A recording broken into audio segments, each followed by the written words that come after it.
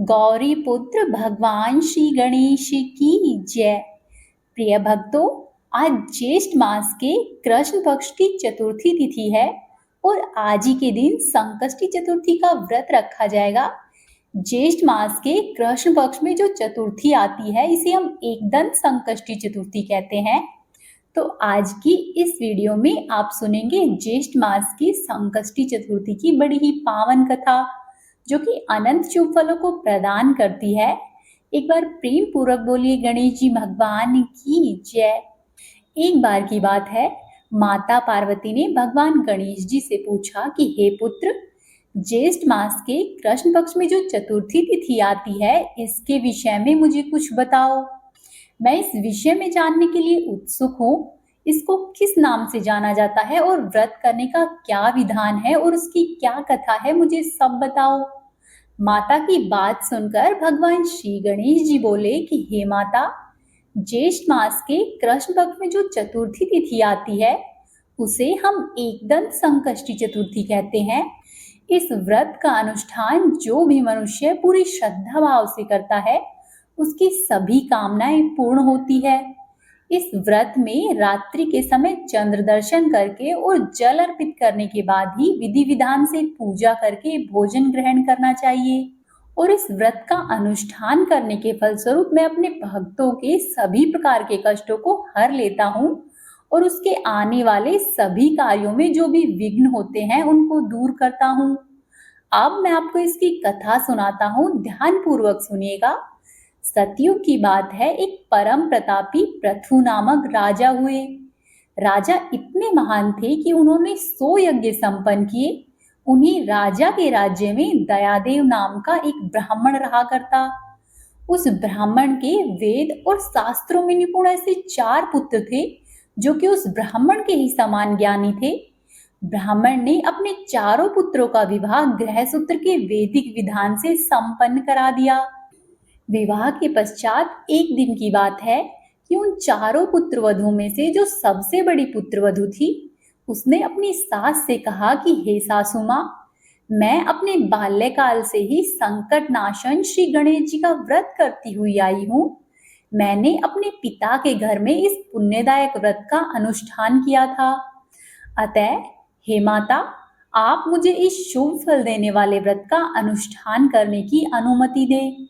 अपनी पुत्रवधू की ऐसी बातें सुनकर उसके ससुर कहने लगे कि हे बहू, तुम सभी बहुओं में सबसे बड़ी और श्रेष्ठ हो। तुम्हें यहाँ पर किसी भी प्रकार का कोई भी कष्ट नहीं है और ना ही तुम भिक्षुणी हो। अतः तुम ऐसी स्थिति में किस वजह से यह व्रत और अनुष्ठान करना चाहती हो? हे सौभाग्यवती, यह समय तुम्हारे उपभोग का है और मुझे ये बताओ कि ये गणेश जी कौन है और फिर तुम्हें क्या ही करना है। अपने ससुर से ये सभी बातें सुनकर पुत्रवधू ने भी श्री गणेश जी के संकट नाशन व्रत का त्याग किया और अपने घर संसार में लीन हो गई। कुछ समय के बाद बड़ी बहू गर्भिणी हुई और उचित समय आने पर एक पुत्र रत्न की प्राप्ति हुई। उसकी सास उसे बार बार व्रत करने से रोकती रही और उसके व्रत अनुष्ठान में बाधा उत्पन्न करती रही। व्रत भंग होने के फलस्वरूप भगवान श्री गणेश जी उस पर क्रोधित हुए और जब उसका पुत्र विवाह योग्य हुआ तब उसके पुत्र के विवाह के दिन वर वधु के सुमंगली के समय उसके पुत्र का अपहरण कर लिया। इस अनहोनी के कारण पूरे मंडप में हड़कंप मच गया और सभी आपस में बातें करने लगे कि लड़का आखिरकार कहाँ गया, किसने उसका अपहरण किया है और कहाँ पर गया है, कुछ भी पता नहीं चल रहा। बारातियों द्वारा जब यह समाचार मिला तो लड़की की माता भी अत्यधिक व्याकुल हुई और अपने ससुर से रो रो कर उच्च स्वर में कहने लगी कि हे ससुर जी, आपने मेरे गणेश चतुर्थी व्रत को छुड़वाकर पाप किया है। यह उसी का फल है कि आज मेरे पुत्र का अपहरण हो गया है। अपनी पुत्रवधू के मुख से ऐसे वचन सुनकर ब्राह्मण दयादेव बहुत ही दुखी हुए। वहीं दूसरी तरफ जब उस कन्या ने सुना कि उसके वर का अपहरण हो गया है तो वह कन्या भी अत्यधिक दुखी हुई। अपने पति के वियोग में दुखी पुत्रवधू प्रति माह भगवान श्री गणेश जी का व्रत करने लगी।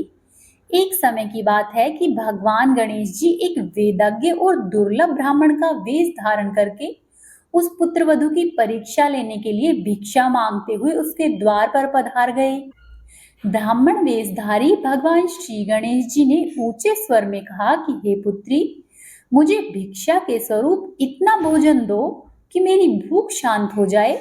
उस ब्राह्मण की बात सुनकर धर्मपारायण उस कन्या ने सबसे पहले ब्राह्मण का विधिवत पूजन किया और पूर्ण श्रद्धा भाव से भोजन कराने के बाद उस ब्राह्मण को वस्त्र और अलंकार अर्पित किए।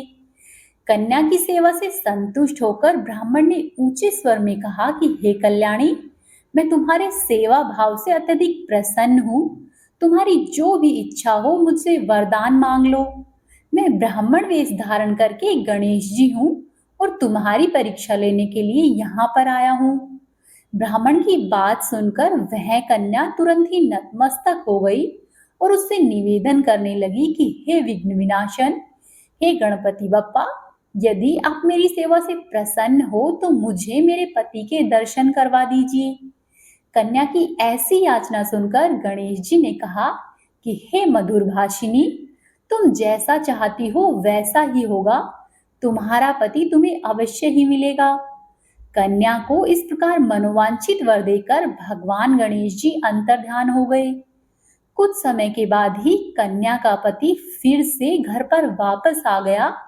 यह देखकर सभी बहुत प्रसन्न हुए और फिर से स्वजनों की उपस्थिति में विधि पूर्वक कन्या का विवाह संपन्न कराया गया। इस प्रकार से जो भी मनुष्य पूरी श्रद्धा और भक्ति भाव से भगवान गणेश जी के निमित्त ज्येष्ठ मास की संकष्टी चतुर्थी का व्रत रखता है, उस मनुष्य की सभी प्रकार की मनोकामनाएं सिद्ध होती है।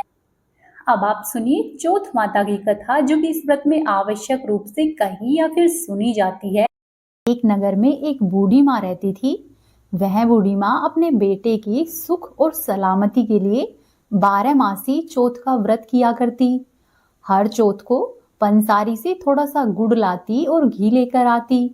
उनसे 4 लड्डू बनाती, एक लड्डू बेटे को देती, एक से पूजा करती और एक हथकार के लिए निकाल कर रखती। और जो चौथा लड्डू था उसको चांद उगने पर खुद खा लेती। एक बार की बात है, उसका बेटा अपनी ताई से मिलने गया। ताई ने चौथ का व्रत रखा हुआ था। उसने ताई से कहा कि ताई, मेरी माँ तो 12 मासी चौथ का व्रत करती है। तब ताई बोली कि तेरी माँ तो तेरी कमाई से तरमाल खाने के लिए ही चौथ व्रत रखती है। तू यदि परदेश चला जाए तो वह एक भी चौथ का व्रत नहीं करेगी। लड़के को लगा कि ताई सच बोल रही है। वह अपनी ताई के बहकावे में आ गया। घर पर आया और घर आकर अपनी माँ से बोला, माँ, मैं परदेश में जा रहा हूँ। यहाँ पर तो तू मेरी कमाई खाने और पीने में ही उड़ा देती है। माँ ने बहुत समझाया और अपने बेटे को वहीं पर रोकना चाहा, परंतु बेटे ने माँ की एक बात नहीं सुनी। तब माँ ने सोचा कि ये तो किसी और के बहकावे में है, अब ये मेरी बात नहीं सुनेगा। तो उस लड़के की माँ ने कहा कि ठीक है बेटा, ऐसा कर, तू जा ही रहा है तो ये चौथ माता के दाने ले जा। मैं चौथ माता की कहानी कहती हूँ तब ये दाने लेकर बैठती हूँ। तो ऐसा करना, जब भी कोई मुसीबत आए तो ये आंखें तेरी मदद करेंगे। आंखें पूर कर बैठ जाना। लड़के ने ऐसे ही किए। अपनी माँ से कहानी के जो दाने थे उनको लिया और फिर वह रवाना हो गया। घूमते घूमते एक नगर में पहुंचा। उसने देखा कि एक बूढ़ी माँ है, रोती जा रही है और पुए बना रही है। उसने कारण पूछा तो बूढ़ी माँ ने कहा कि बेटा, इस नगर की पहाड़ी पर एक दैत्य रहता है। पहले वह नगर में आकर कई लोगों को खाने के लिए एक साथ मार दिया करता। अब राजा ने तय किया हुआ है कि हर घर से एक आदमी दैत्य के पास प्रतिदिन जाएगा। और आज मेरे बेटे की बारी है, मैं इसीलिए रो रही हूँ और मैं अपने बेटे के लिए ही पुए बना रही हूँ।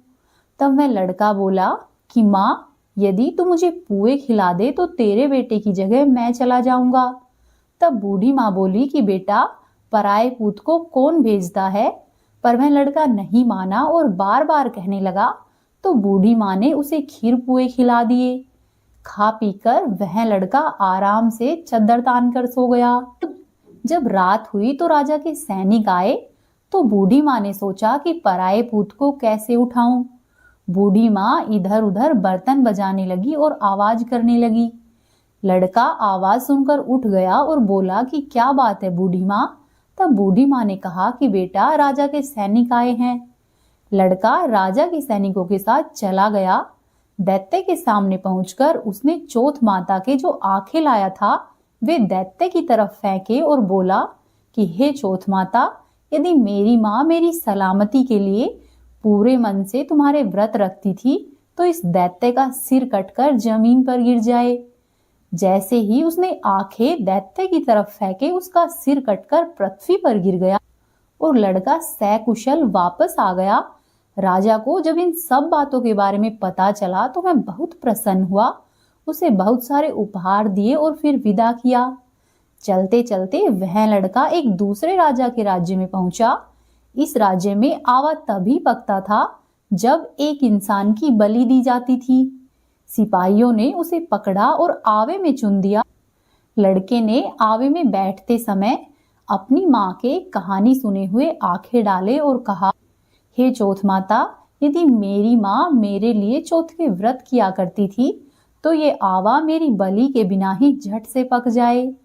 ऐसा कहते ही आवा तुरंत ही पक गया और आवे में से मिट्टी की जगह सोने और चांदी के बर्तन निकले। जब आवे को नीचे उतारने लगे तो अंदर से लड़का बोला कि धीरे धीरे निकालना, कहीं मुझे चोट नहीं लग जाए। जब आवा पकाने वालों ने ये सब सुना तो वे बहुत डर गए। जाकर राजा को बताया। राजा वहां पर आए और उससे पूछा कि तुम आवे में से कैसे बच गए। तब लड़के ने बताया कि मेरी माँ चौथ माता के व्रत किया करती है और व्रत के कारण से ही मैं बचा हूँ। राजा को उसकी बात पर विश्वास नहीं हुआ। उसने एक चांदी की सुराही मंगवाई और कहा कि सुराही की नली से निकल कर दिखाओ, तभी मुझे विश्वास होगा कि तुम चौथ माता की वजह से ही जीवित हो। लड़के ने चौथ माता को याद किया और आंखें सुराही में डालकर कहा कि हे चौथ माता, मैं भंवरा बनकर इस सुराही से निकल जाऊं। ऐसा ही हुआ। लड़का भंवरा बन गया और सुराही से निकल गया। राजा बहुत खुश हुआ और राजकुमारी की शादी उसके साथ करवाई और सभी लोगों से कहा कि आज से सभी लोग चौथ माता के व्रत करेंगे। कुछ दिनों के बाद एक दिन वह लड़का अपनी पत्नी के साथ महल की छत पर खड़ा था। तब उसने एक और इशारा करके कहा कि देखो, मेरे गांव की तरफ बादल है। तब उस लड़की ने पूछा कि क्या तुम्हारे गांव है? तब लड़के ने कहा कि हाँ, मेरे गांव भी है, घर भी है और माँ भी है। तब लड़की ने कहा तो ठीक है, मुझे अपने घर लेकर। तब लड़के ने कहा कि ठीक है, हम चलते हैं। ऐसा कहकर लड़का राजा के पास आया और खुद के घर जाने की इच्छा जाहिर की। तब राजा बोला कि बेटा, ये तो बहुत अच्छी बात है। दूर जमाई लाख जमाई और घर जमाई खाक जमाई। ऐसा कहकर राजा ने अपनी बेटी और जमाई के जाने की पूरी व्यवस्था करा दी। राजा ने रथ, घोड़ा, हाथी और खूब सारा दान दहेज देकर उन्हें विदा किया। चौथे दिन तक वह लड़का अपने नगर में पहुंचा। चलते चलते चौथे दिन वह लड़का अपने नगर में पहुंचा। जिस दिन वह अपने नगर में पहुंचा उस दिन चौथ माता का व्रत था। वह लड़का अकेला ही पंसारी के यहाँ पर जाकर अपनी माँ के आने का इंतजार करने लगा। उसने सोचा कि आज चौथ है तो मेरी माँ यहाँ पर जरूर आएगी। थोड़ी देर बाद लकड़ी टेकती हुई उसे उसकी माँ आती हुई दिखाई दी। उसकी माँ की आंखों के आगे जाले आ गए थे।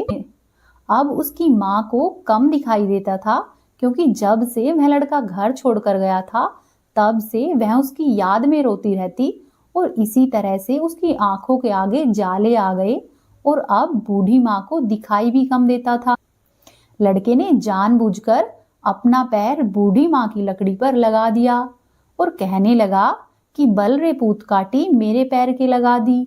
तब उसकी माँ ने उसे पहचाना नहीं और कहने लगी कि भैया, मुझे चाहे कितनी भी गाली दे दो पर मेरे बेटे को कुछ नहीं कहना। यह सुनते ही बेटा माँ के चरणों में गिर पड़ा और कहने लगा कि माँ, मैं तेरा ही बेटा हूँ, मुझे माफ कर दो। माँ ने उसे उसकी आवाज से पहचान लिया, क्योंकि दिखाई तो उसे कम ही देता था, और उसे अपने गले से लगा लिया। नगर के लोगों ने विश्वास नहीं किया कि ये बूढ़ी माँ का ही बेटा है।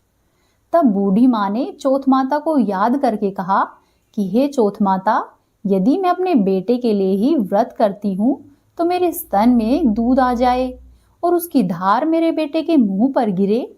ऐसा ही हुआ। माँ के स्तन से दूध की धार बह निकली और बेटे के मुंह पर गिरने लगी। लोग चौथ माता की जय जयकार करने लगे, और तब से उस नगर के भी सभी लोग चौथ माता का व्रत करने लगे।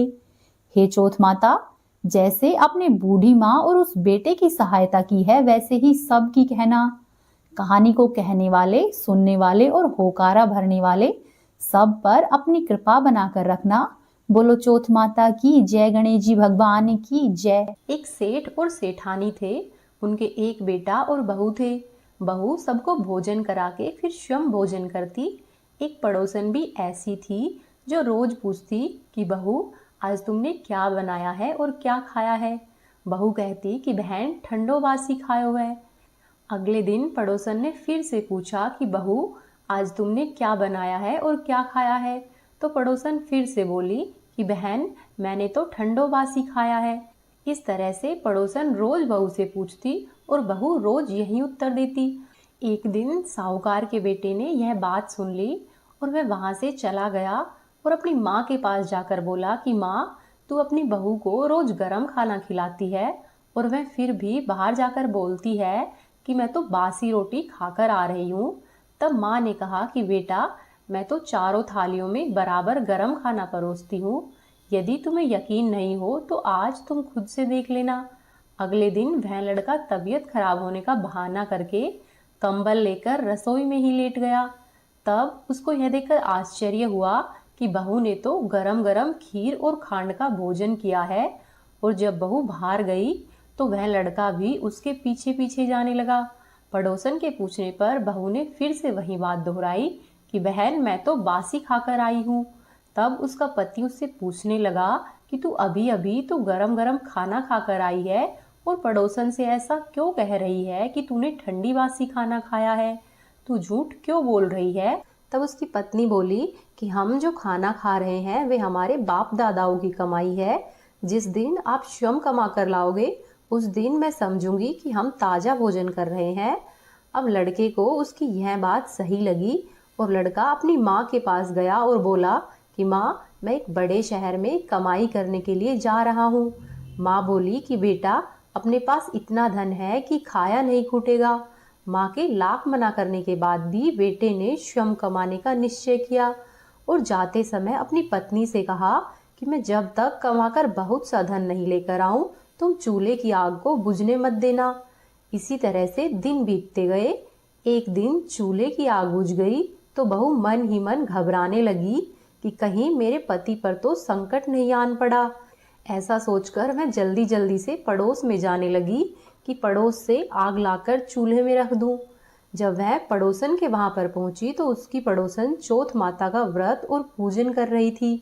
पड़ोसन ने कहा कि बहू, थोड़ी देर में आकर तू आग ले जाना। बहू ने पड़ोसन से पूछा कि आप यह व्रत क्यों करती है और इस व्रत को करने से क्या मिलता है। तब पड़ोसन ने कहा कि चौथ माता के इस व्रत को करने से अन्न, धन, लक्ष्मी, पुत्र, पौत्र और वर्षों का बिछड़ा हुआ पति भी मिलता है। जिसकी जो मनोकामना हो चौथ माता वह पूरी करती है। ऐसा सुनकर बहू अपने घर पर आ गई और बहू ने सोचा कि मैं भी चौथ माता के व्रत करूंगी। अब बहू भी चौथ माता का व्रत करने लगी। दीवार पर उसने चौथ माता बनाई। उस दिन उसने घी और गुड़ का चूरमा बनाकर रात्रि में चंद्रमा को अर्घ्य दिया और फिर भोजन किया। ऐसा करते करते बहुत दिन बीत गए। वह चौथ माता से केवल अपने पति के मिलने की ही प्रार्थना करती। चौथ माता ने उस बहू के पति को सपने में दर्शन दिया और कहा कि साहूकार के बेटे, तू जाग रहा है कि सो रहा है। तेरी पत्नी तुझे बहुत याद करती है। घर जाकर तू उसकी चिंता मिटा। तब सेठ का बेटा बोला कि माँ, मैं घर तो चला जाऊं लेकिन यहाँ पर बहुत हिसाब किताब है, उसको एक दिन में कैसे चुकता करूँगा। तब चौथ माता बोली कि तू ऐसा करना, कल दुकान खोलकर कंकु केसर का पंगला बनाकर बैठ जाना। और कल ही तेरा हिसाब किताब चुकता हो जाएगा। अगले दिन लड़के ने सुबह सवेरे उठकर जैसा चौथ माता ने कहा था वैसा ही किया और वैसा ही हुआ। उसकी दुकान पर सारा हिसाब किताब बराबर हो गया।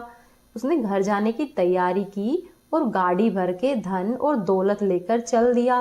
रास्ते में एक बड़ा सा काला नाग फन फैलाए हुए बैठ गया और कहने लगा कि साहूकार के लड़के, आज तो मैं तुझे डसूंगा, तेरी आयु आज पूरी हो गई है।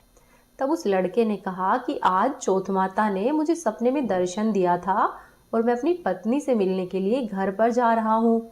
वहां पर मेरी पत्नी बहुत चिंता कर रही है, मैं उससे मिलकर आ जाऊं तब तुम मुझे डस लेना। तब नाग ने कहा कि मैं तुम्हारा विश्वास कैसे करूं? यदि तुम शपथ खाकर कहो तो ही मैं तुम्हें जाने दूंगा, परंतु यदि तुम लौटकर नहीं आए तो मैं तुम्हारे घर पर ही आकर तुम्हें डस लूंगा। इस प्रकार सांप को वचन देकर वह लड़का अपने घर की ओर चल दिया। घर पर पहुंचकर वह सभी लोगों से हंसी खुशी मिला और भोजन करके उदास होकर बैठ गया। उसकी पत्नी ने उसके उदास होने का कारण पूछा तो पति ने काले नाग वाली सारी बात बताते हुए कहा कि यदि मैं उस सांप के पास वापस नहीं जाऊंगा तो वह घर पर आकर ही मुझे डस लेगा। उसकी पत्नी बहुत चतुर थी। उसने कहा कि आप घबराओ नहीं, लेट जाओ, मैं एक उपाय करती हूँ। फिर उसकी पत्नी ने कमरे की 7 पैड़ी धोई। पहली पैड़ी पर रेत, दूसरी पर इत्र, तीसरी पर गुलाल, चौथी पर फूल और कंकु केसर, पांचवी पर लड्डू पेड़ा, छठी पर गद्दे और गलीचे, 7वीं पैड़ी पर दूध का भरा कटोरा रख दिया। इस प्रकार से वह बहू 7 पैड़ी सजाकर बैठ गई। आधी रात होते ही नाग आया और पैड़ियां चढ़ने लगा। पहली पैड़ी पर रेत में लौट गया और कहने लगा कि सेठ की बहू ने तो आराम बहुत दिया है, पर वचनों से बनकर आया हूं तो इसलिए डसूंगा अवश्य। इस प्रकार 7 पैड़ियों पर नाग आराम करता हुआ और कहता हुआ गया कि डसूंगा जरूर।